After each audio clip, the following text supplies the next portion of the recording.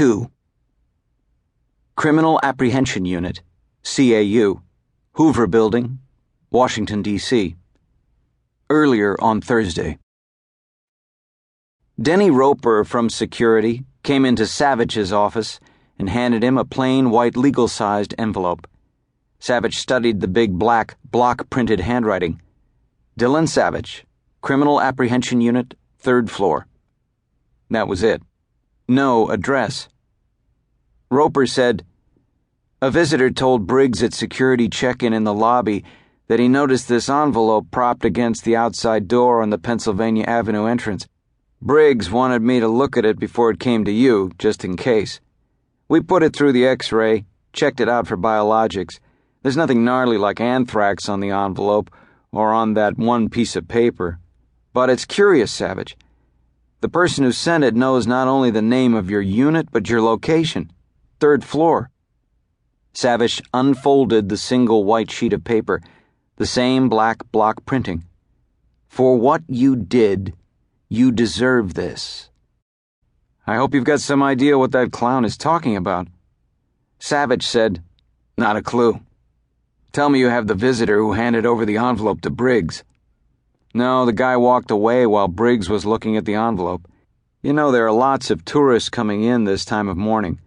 Briggs called out, but the guy was gone, disappeared in the crowd. But we've got lots of good camera coverage of him, a close-up when he's speaking to Briggs." "You think he was the one who wrote it?"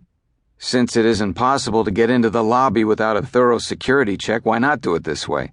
Hey, I found this envelope. Not a clue what it is or who left it."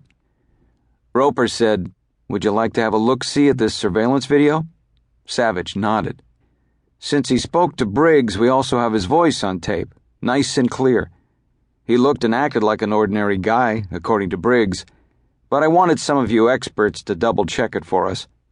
Roper paused, looked up at all the faces focused on him and Savich, not more than 2 feet outside of Savich's office. "It looks like your people are already interested.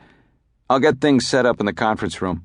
And Roper walked out, waving the disc at the agents as he passed them. Savich read the note again. "For what you did, you deserve this." He sat back in his chair, closed his eyes, and thought, what had he done?